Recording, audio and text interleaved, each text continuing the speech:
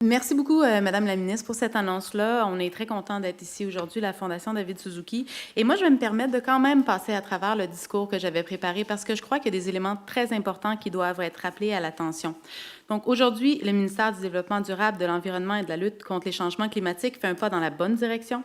Interdire les pesticides qui posent le plus de risques est une mesure essentielle pour protéger la santé humaine et nos écosystèmes. Malgré les bonnes intentions de la première stratégie phytosanitaire il y a 25 ans, les ventes de pesticides sont à la hausse et les indicateurs de risque que posent les pesticides pour la santé des Québécois et des Québécoises ne baissent pas. Cette problématique a été soulignée par le vérificateur général du Québec qui pressait, en juin 2016, le gouvernement de renforcer l'encadrement de l'utilisation des pesticides. Québec a choisi d'encadrer d'abord 5 ingrédients actifs. L'atrazine, c'est un herbicide très persistant. Dans les régions où l'on cultive abondamment le maïs et le soya, on le retrouve dans 98 % des échantillons prélevés dans les rivières. C'est l'ingrédient actif que l'on détecte le plus souvent dans les eaux souterraines. Il représente à lui seul 12,2 % du risque sur la santé et 13,9 % du risque pour l'environnement. C'est un perturbateur endocrinien évident, pouvant affecter la croissance des fœtus des femmes en milieu agricole et aussi féminiser les grenouilles mâles. Il est interdit en Europe depuis 2003. Il était temps d'en restreindre l'usage chez nous. Le chlorpyrifos est un insecticide très persistant dans les sols et fortement lessivable vers les eaux de surface. Lorsqu'on en détecte dans l'eau, c'est qu'il dépasse déjà les critères de qualité de l'eau visant à protéger la vie aquatique. Très toxique pour les poissons, les invertébrés aquatiques et les abeilles, il peut se bioaccumuler dans la chaîne alimentaire. Il est neurotoxique et affecte le développement des enfants. Selon l'Institut national de la santé et de la recherche médicale de France, le chlorpyrifos causerait des leucémies et des troubles d'apprentissage, des problèmes de comportement et troubles d'hyperactivité avec déficit de l'attention chez les agriculteurs et leurs enfants. Aux États-Unis, une analyse conclue en novembre 2016 montre que le chlorpyrifos comporte des risques inacceptables liés à l'ingestion d'aliments et d'eau contaminée. Cela fait maintenant près de 2 décennies que les États-Unis et le Canada envisagent d'interdire le chlorpyrifos. Il était nécessaire que Québec intervienne. Les néonicotinoïdes sont une famille d'insecticides reconnus pour nuire aux pollinisateurs.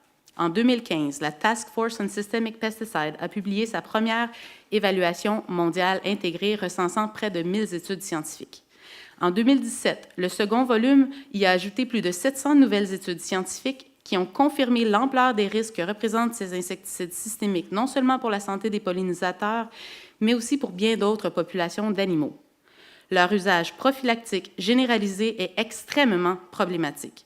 Selon un rapport du vérificateur daté de 2016, on les utilise en enrobage des semences pour 97 % des cultures de maïs et 60 % des cultures de soya de façon soi-disant préventive, sans même valider s'ils sont nécessaires pour protéger les cultures contre les ravageurs. Ils auraient dépassé les seuils visant à protéger la vie aquatique dans 99,1 % des échantillons d'eau de rivière suivis en 2014. L'imidaclopride pose un risque inacceptable pour les insectes aquatiques comme les moucherons et les éphémères qui sont à la base de la chaîne alimentaire aquatique et terrestre. En 2016, Santé Canada a proposé de bannir l'imidaclopride dans un délai de 3 à 5 ans. La France interdira tous les néoniques dès septembre 2018.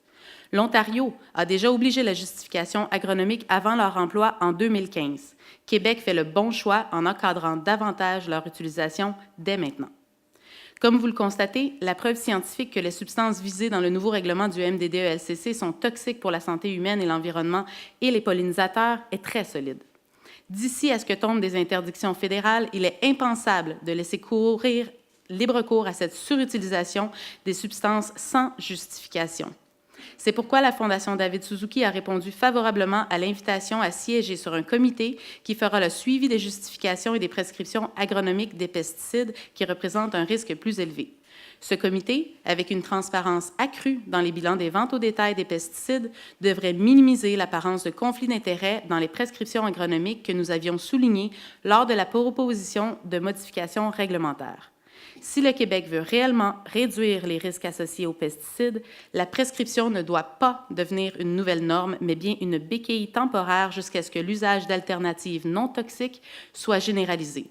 Pour y arriver, il faudra collaborer avec des groupes de recherche comme le collectif de recherche Écosanté sur les pesticides, des politiques publiques et les alternatives, la CREPA, Il faudra aussi et surtout correctement appuyer les agriculteurs dans cette transition.